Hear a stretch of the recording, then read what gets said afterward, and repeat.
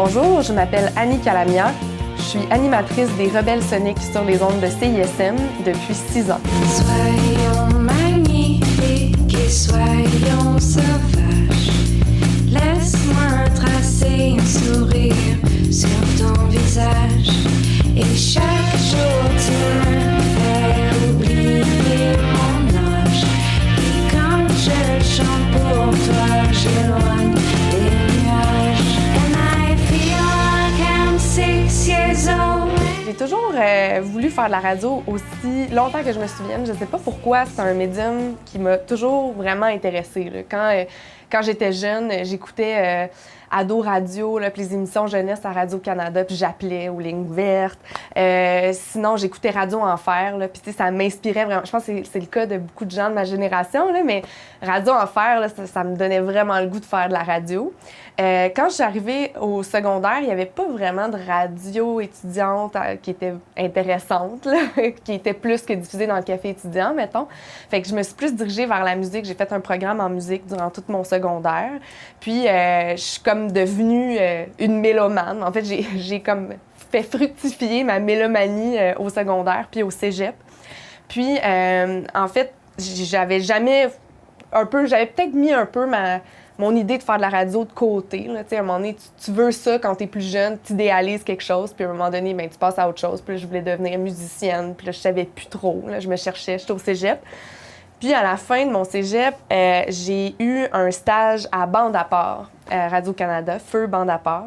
Puis c'était un stage d'observation. J'avais pratiquement zéro responsabilité, mais je suis allée là-bas, là, puis j'ai eu un coup de foudre. Là. Je me sentais tellement à ma place. Je trouvais que les gens étaient super cool et intéressants, connaissaient plein de choses. Les locaux, tu sais, maintenant je le sais, là, mais les locaux de Bande à part ressemblent à des locaux de radio universitaires. Là. Il y a des stickers partout, des messages de band. Ça m'avait vraiment, vraiment marqué. Puis à la fin de mon stage, j'avais discuté à l'époque avec François Lemay, qui est un animateur maintenant à ICI Musique, je pense. Puis, en fait, c'était comme... il faisait partie de l'équipe là, sur laquelle je faisais mon stage. Puis, il m'avait parlé de comment lui avait fait de la radio. Puis, il était comme, pourquoi ça t'intéresse pas? Tu sais, t'as une belle voix, tu parles bien. Pourquoi t'essayes pas de faire de la radio? Puis moi, j'étais comme, oh, mon Dieu, j'avais comme un peu oublié que je pouvais faire ça, tu sais. Puis, il a dit, tu t'en vas à l'université, check donc à CIBL, CISM. Lui, il avait commencé à CIBL. Moi, je m'en venais à l'Université de Montréal. Fait que quand je suis rentrée à l'Université de Montréal, je suis tout de suite venue m'informer à CISM. On dirait que ça m'avait comme donné confiance en moi. J'avais besoin que quelqu'un me dise, genre, OK, vas-y, va t'essayer, tu sais. Fait que au début, je savais pas trop par où commencer. Fait que à ma première session d'université, je me suis inscrite à un atelier des services aux activités culturelles à l'Université de Montréal. Fait que j'ai fait une session, j'ai pris le cours de radio. Puis après le cours de radio, mais là, je suis venue, j'ai fait mon démo pour les Rebelles soniques. Là. C'était vraiment mon projet original. Donc, à l'époque, c'était un peu un genre de coup de tête que j'ai eu. Là. Je regardais la programmation de CISM. Je me demandais, bon, qu'est-ce qu'il n'y a pas? Qu'est-ce que je pourrais... Comment je pourrais mettre mon grain de sel dans tout ça? Il me semble que ça couvre tellement. Puis je me sentais super intimidée parce que je connais pas assez la musique pour les gens de CISM. Qu'est-ce que je vais présenter? Puis finalement, je sais pas comment ça m'est venu, mais j'ai eu envie de faire une émission de radio où j'allais faire seulement jouer des femmes. Oui, c'est sûr que j'ai toujours été féministe, là, fait que ça avait un peu un lien avec ça, mais vraiment, je suis plus capable de me rappeler pourquoi. Je pense pas que c'était un acte vraiment revendicateur. C'était juste comme artistiquement parlant, qu'est-ce que j'aurais à dire, tu sais, à faire une émission de radio où je ferais parler les femmes. Fait que j'ai déposé ça, puis j'ai été acceptée, fait que j'étais bien contente. Puis là, ça fait 6 ans de ça. Puis je pense qu'aujourd'hui, là, je me rends un peu plus compte là, de l'ampleur du projet. Là. Tu sais, que pour moi, c'était anecdotique là, quand je l'ai fait, mais là, maintenant, ça fait vraiment partie de ma vie. Pour soumettre un projet d'émission à CISM, ça, c'est la façon de faire à CISM, mais j'imagine que ça doit se ressembler d'une radio à l'autre. faut soumettre un démo. C'est un démo de 2 minutes à peu près où tu fais une espèce d'exemple de ton émission. Fait que moi, j'avais fait ça, là. Tu sais, bonjour, vous êtes au Rebelle Sonic, Annie Calamia avec vous, blablabla. Puis là, je mettais des extraits de 10-15 secondes de chansons que j'aurais fait jouer. Après ça, c'est sûr que c'est une radio qui est régie par le CRTC, puisqu'on est sur la bande FM. Donc, il faut faire jouer du contenu canadien, du contenu francophone, puis du contenu créatif. Là, CISM, quand tu viens animer surtout une émission musicale à CISM, tu sais qu'il va falloir que tu fasses de la recherche musicale, que tu sois au fait là, de ce qui se passe dans l'industrie. Donc, on demandait, mais je pense qu'on demande encore ça, là, une liste d'artistes anglophones, francophones que tu souhaites faire jouer, plus, après ça, un CV, lettre de motivation, explication de ton concept d'émission. Puis, j'ai été appelée, ça se fait assez rapidement, là, j'ai été appelée 2 semaines plus tard par Guillaume Vincenot, qui était le directeur de la programmation à l'époque, qui était aussi le professeur du cours d'animation radio, donc j'étais quand même, tu sais, je le connaissais déjà. Puis il m'a annoncé donc que j'avais les Rebelles Sonic qui allaient avoir une case horaire pour la session d'été 2011, ça allait commencer comme ça. Puis c'est ça, ce que j'ai eu au départ, c'est une case horaire de 1h30, les cases d'après-midi, là, émission culturelle. La grille horaire de CISM est assez bien faite là, pour ça. On a les shows du matin, shows culturels, information le midi, le retour à la maison, puis les shows de soirée qui sont plus souvent des émissions de musique plus poussées. Vraiment, là, on y va par style, là, les soirées punk metal, les soirées jazz et pop, les soirées électroniques. Donc là, on peut aller un peu plus loin là, dans l'exploration, tandis que les autres émissions sont plus généralistes. C'est sûr que c'est pas tout le monde qui est super connaisseur en musique, mais c'est sûr qu'on rencontre plein de gens à CISM, puis la musique, ça reste quelque chose de très, très central à CISM. Donc moi, j'ai commencé avec cette case horaire-là. Ça a duré 2-3 saisons. Puis moi, mon but, là, c'était que je voulais avoir une émission de retour à la maison. Je trouvais ça le fun, je trouvais que c'était une belle case. En plus, tu sais, t'accompagnes, tu sais, ça a comme quelque chose d'emblématique là, tu sais, dans la vie d'avoir une émission de matin et une émission de retour à la maison. Puis qu'est-ce qui est le fun aussi avec ces émissions-là, c'est que plus tu prends de l'expérience à CISM, plus on te donne de la liberté. Donc, tu sais, quand tu commences, par exemple, t'as beaucoup plus de musique francophone à faire jouer. On dirait qu'il faut que tu fasses comme tes preuves un peu. Là, tu montres que tu es capable de faire de la recherche, tu es capable de monter quelque chose de cohérent. Puis après ça, on va te faire confiance, on va t'enlever un peu de quota, on va te donner un peu plus de liberté. Puis c'est sûr que les émissions de soir, les émissions de musique plus approfondies, les autres vont avoir beaucoup moins de quotas francophones. Là, ils vont pouvoir se lâcher vraiment plus lousse, mais c'est vraiment comme une spécialisation. Puis je trouve que les émissions de retour à la maison, c'est comme un juste milieu entre les deux. Tu sais, je peux être généraliste, mais en même temps, j'ai assez de liberté, j'ai assez de lousse pour vraiment aller suivre qu'est-ce que j'aime, puis à chaque semaine, vraiment faire jouer des choses que j'ai vraiment envie de faire jouer, pas des choses que, oui, j'aime, mais que je vais refaire jouer pour remplir une mission ou un quota là, dans ma programmation. Donc, ce qui est arrivé, c'est qu'après 2-3 saisons, j'avais comme commencé à parler aux gens. Tu sais, je suis là, j'aimerais ça un moment donné avoir une grande traversée. Le retour à la maison, la grande traversée, ça m'intéresse vraiment.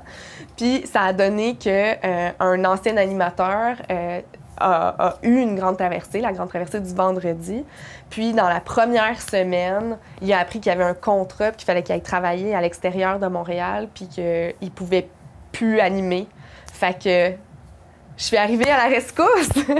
Puis, au fond, c'était vraiment un super hasard. Puis pour moi, c'était vraiment ce que je voulais. Fait que quand ils me l'ont demandé à la direction aussi, j'étais super contente. Fait que c'était un petit accomplissement là, après 3 saisons, je pense, là, que j'ai eu ma grande traversée. Bonjour tout le monde, bienvenue au Rebelle Sonic en ce vendredi 3 novembre 2017. Annie Calamia qui est avec vous jusqu'à 18h avec le meilleur de la créativité musicale féminine. Cette semaine à l'émission Je file novembre, bien sûr les journées raccourcissent beaucoup, c'est plus sombre. Puis c'est ce moment de l'année où j'écoute beaucoup de musique contemplative, de la folk rock, la musique plus ambiante, atmosphérique. Puis, évidemment, ça a teinté un peu la programmation musicale de cette semaine. Ce sera pas si downer que ça, je vous préviens. Ne changez pas de poste tout de suite. On va écouter un peu de tout, mais un peu en début d'émission, on va vraiment se mettre dans une ambiance tranquille, une ambiance de le soleil va se coucher tranquillement pas vite au courant de l'émission. Puis, c'est un peu réconfortant aussi, et enveloppant comme programmation. Alors, voilà. Cette semaine, donc, on va écouter des nouveautés, bien sûr. C'est sûr qu'au début, j'étais beaucoup moins à l'aise que maintenant. Là. Je me faisais moins confiance. Je pense que c'est surtout ça. J'écrivais tout ce que je disais. C'était vraiment important. Puis, en écriture orale, là, pour pas écrire. Puis après ça, je parlais à voix haute dans mon salon. Puis là, j'écrivais ce que je disais dans mes mots pour qu'après ça sonne bien quand j'arrive en ondes puis que je me trompe pas parce que j'anime toute seule. J'ai toujours animé toute seule. Fait qu'on dirait que ça me stressait d'être devant un blanc à la radio.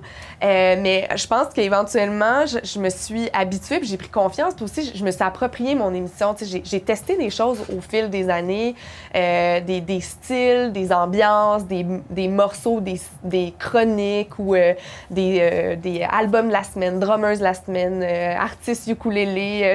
J'ai fait toutes sortes de projets pour essayer de renouveler puis de tester des choses. Puis je pense que maintenant, où j'en suis en ce moment, je suis vraiment contente puis ça m'appartient vraiment. Fait que j'ai du mal à, mettons, je suis très protectrice de mon émission. Là. Si j'étais pour un jour avoir un co-animateur ou une co-animatrice, je pense qu'il faudrait que je change d'émission. C'est trop moi tout seul. Là, je suis habituée. Puis quand je suis passée du format 1h30 à 2h, donc l'émission de l'après-midi étant 1h30 et la grande traversée à 2h, on dirait qu'il a fallu là, que... Bien, ça a redonné un nouveau souffle là, à mon émission, mais il a aussi fallu que je me rende plus à l'aise. Parce que là, j'avais plus autant de temps. C'est long, là, préparer une émission puis tout écrire. Là. Je mets déjà, je sais pas, là, 6 à 8 heures par semaine sur mon émission sans écrire tous mes micros maintenant. Là. Donc, quand j'étais à l'université, là, puis que j'écrivais tous mes textes pour la radio pour une émission d'1h30, ça n'avait pas de sens le temps que je passais là-dessus. Fait que je pense que c'est vraiment une question de temps qu'il a fallu que je me pousse un peu. Puis aussi, toutes les situations dans lesquelles on est mis, tu sais, pas à notre insu, là, tu sais, en étant à la radio, bien, CISM nous propose plein de choses qui nous sortent de notre zone de confort. Là. On va aller animer sur le site des Francopholies, animer en direct des portes ouvertes de l'Université de Montréal, en direct du Boswell Bar, en direct de Agri-Rock, peu importe. Mais ça, c'est le genre d'expérience qui te sort de ta zone de confort. Quand tu as des invités, tu peux plus lire, là, tu peux plus être sur ta feuille. Il faut que tu parles avec les gens puis que tu improvises. Puis je pense que c'est à force d'accumuler ce genre de petites expérience-là grâce à CISM, puis en prenant un peu justement de l'assurance que là, maintenant, j'arrive, puis oui, je me prépare des notes vite sur tel album, ça sort quand, puis je l'ai écouté, j'ai pris des notes sur qu'est-ce que j'ai écouté, qu'est-ce que j'ai aimé, mais j'écris plus jamais mes textes, ça fait des années que je fais plus ça, là, mais maintenant, je suis plus à l'aise, puis je fais des micros assez courts, là, vu que je suis toute seule. Là, je ne vais pas faire des monologues de 20 minutes. Là, donc, je trouve que ça se prête bien une émission musicale à être un seul DJ. Plus que si j'étais une émission d'affaires publiques. Là, je pense que ce serait plus intéressant que j'ai un interlocuteur. Bien, on vient de célébrer les 25 ans de CISM. C'est vraiment une fierté là, de célébrer ça. CISM, c'est... en fait, on jouit de plein d'avantages par rapport aux autres radios communautaires. Je pense que c'est important de le souligner. C'est une radio qui appartient en presque plus que la moitié aux étudiants de l'Université de Montréal. Ils cotisent un montant par session par étudiant pour faire survivre, ou en tout cas pour faire vivre notre radio. Ça, c'est une chance que beaucoup de radios communautaires n'ont pas. Donc, nous, on est super chanceux d'avoir ça. Puis en plus, CISM est vraiment valorisé sur le campus, je pense, ce qui n'est pas nécessairement le cas de toutes les radios universitaires. Donc, c'est vraiment un projet... c'est un projet qui est parti par des étudiants, bien sûr, à l'Université de Montréal, mais qui a tellement grossi et qui a tellement dépassé le campus, pas juste parce qu'on diffuse à l'extérieur des murs du campus puis à l'extérieur du terrain du campus. Là. J'ai déjà pogné CISM jusqu'à Trois-Rivières, quand même. C'était pas super, super clair, mais on a une portée que plusieurs radios universitaires n'ont pas du tout, tu sais. Puis pour ça nous offre une tribune vraiment privilégiée premièrement. Puis en plus, CISM, c'est un lieu où on est encouragé à être nous-mêmes. Ça, je trouvais que c'était vraiment un cadeau là, pour nous d'arriver ici, puis de pas se sentir que, OK, il faut que j'anime. En plus d'être super nerveux à ta première émission, que tu shakes dans ta voix, puis t'es comme, oh mon Dieu, tout le monde m'écoute, tout le monde va me juger. En plus, il faut que comme tu parles d'un certain style, puis que tu parles pas plus que 10 secondes, puis que tu as un timer. Tu sais, il y a pas ça ici. C'est vraiment un lieu d'expression, vraiment libre. Puis c'est la chose que j'aime le plus à CISM, c'est vraiment qu'on donne la chance aux gens d'être eux-mêmes. Quand j'étais plus jeune, j'écoutais beaucoup Alanis Morissette, Jagged Little Pill. C'est comme la première artiste féminine que j'ai vraiment aimée. Tu sais, j'étais jeune, là, j'avais 9-10 ans, quelque chose comme ça. Puis je me souviens là, que j'écoutais ça, je lisais les paroles, puis je comprenais rien, là, mais j'aimais vraiment ça. Puis même encore aujourd'hui, là, Alanis Morissette, ça a comme une petite place de choix dans mon cœur. Puis après ça, je me suis mis à beaucoup aimer les femmes en général. Je pense que j'avais quelque chose comme je voulais me projeter là, dans des artistes, des guitaristes, là, des bandes de filles, là, Lilix, Avril Lavigne, etc. Puis, donc ça, c'est vraiment comme mon évolution adolescente, là. Et c'est au cégep que j'ai comme un peu fait un switch là, vers la musique alternative quand j'ai entendu pour la première fois un extrait de l'album Le Volume du Vent de Carquois à la radio.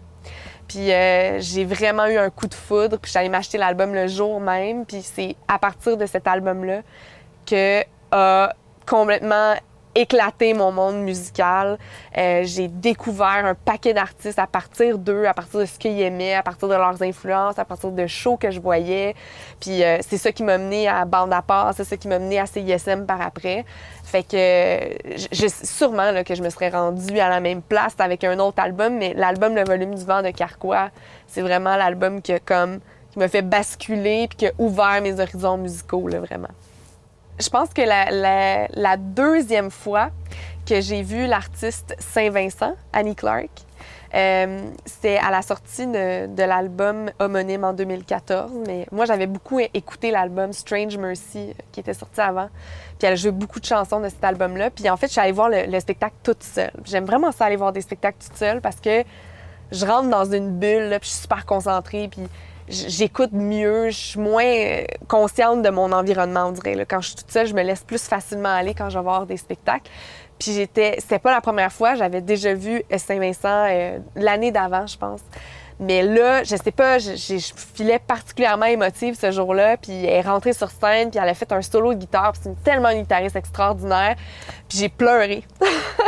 tellement que j'ai aimé ça, là, tellement que j'ai été comme soulevée là, par sa personnalité d'artiste, puis qu'est-ce qu'elle dégage sur scène. Puis j'ai déjà hâte, là, elle vient de sortir un nouvel album, là, j'ai déjà hâte de m'acheter des billets de spectacle là, pour retourner la voir. J'ai trop vécu d'émotions dans ce spectacle-là. Je sais pas si je vais encore y aller toute seule, par contre, là, mais je vais essayer c'est peut-être pas la bonne stratégie d'essayer de revivre la même affaire, là, mais elle m'a tellement bouleversée là, comme artiste que c'était un incontournable.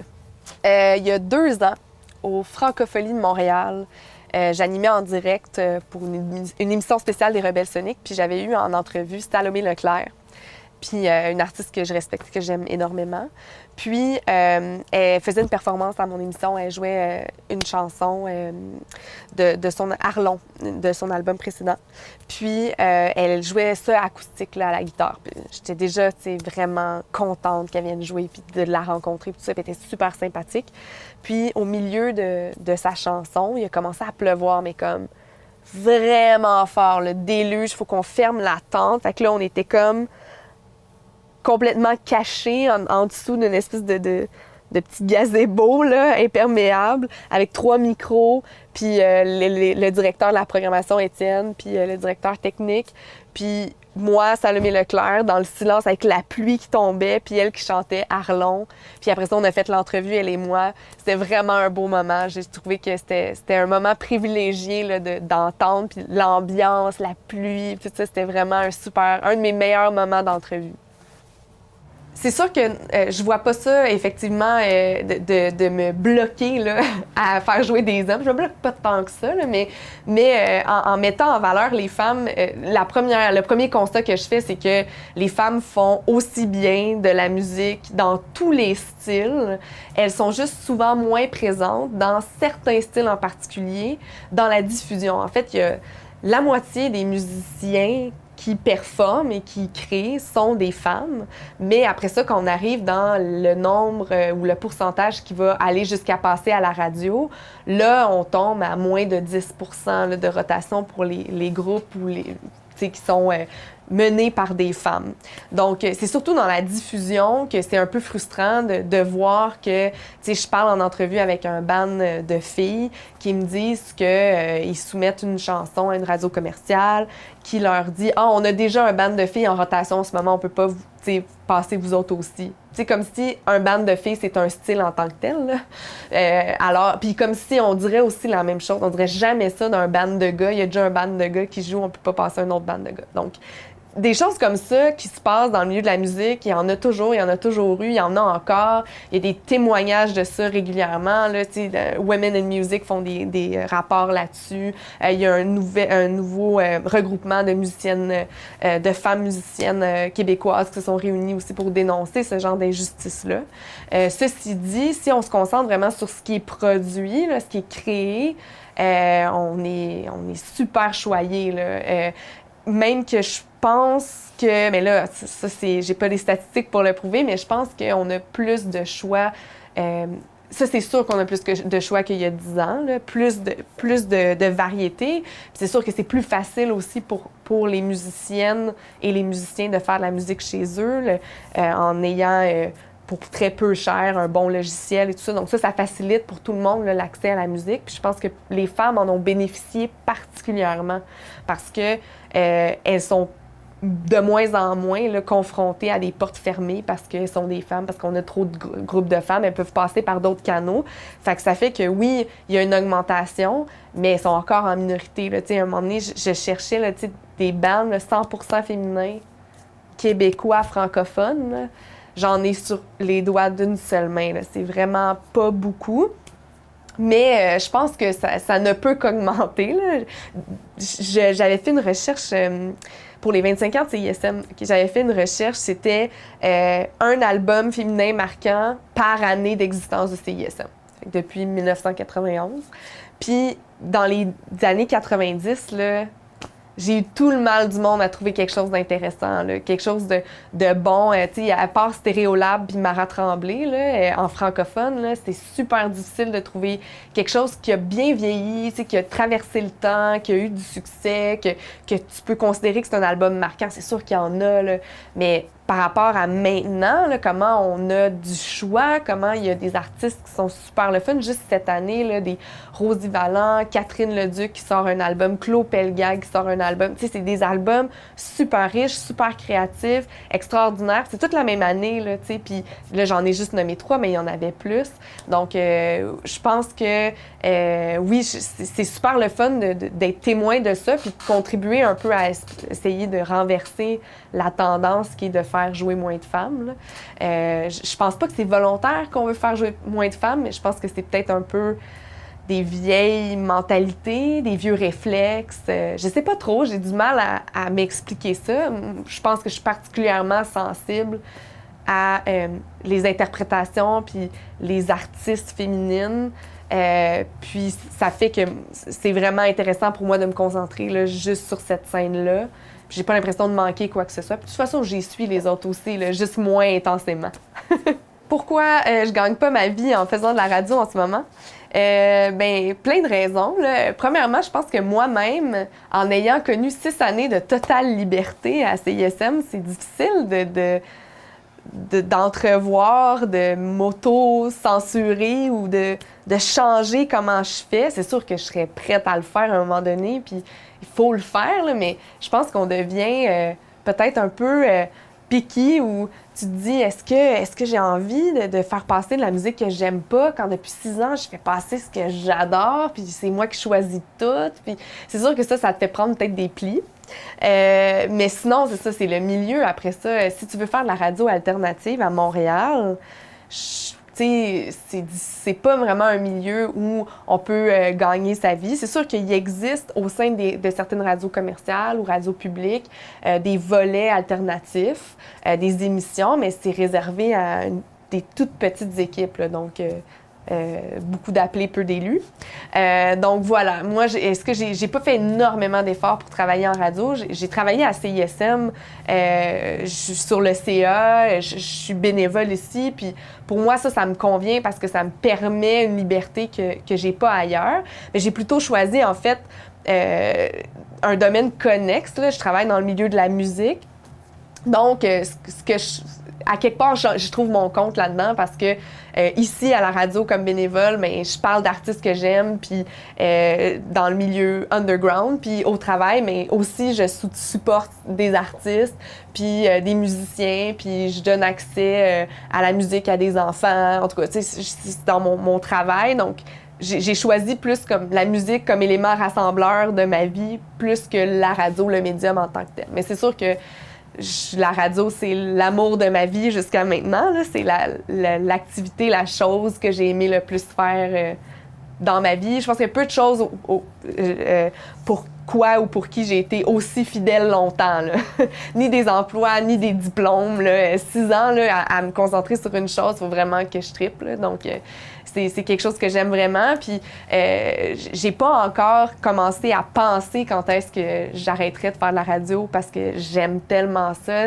Ça me permet de rencontrer des gens aussi, rencontrer des amis ici, des amis que je me suis fait pour la vie là, à CISM, des gens qui partagent aussi tes passions, tes idées, des gens aussi qui sont super différents de toi, mais qui sont passionnés d'autres choses, fait qu'ils sont super intéressants.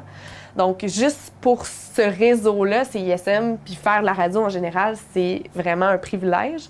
Peut-être qu'à un moment donné, des fois, je pense à changer la mouture de mon émission, peut-être changer de case horaire, changer de style un peu, ou me spécialiser dans un style.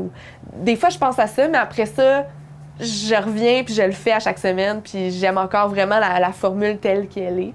Mais je sais pas, je pense que je suis là pour continuer encore longtemps, puis tant mieux si je peux un jour vivre de ça, je serais vraiment heureuse je pense que ça me rendrait heureuse.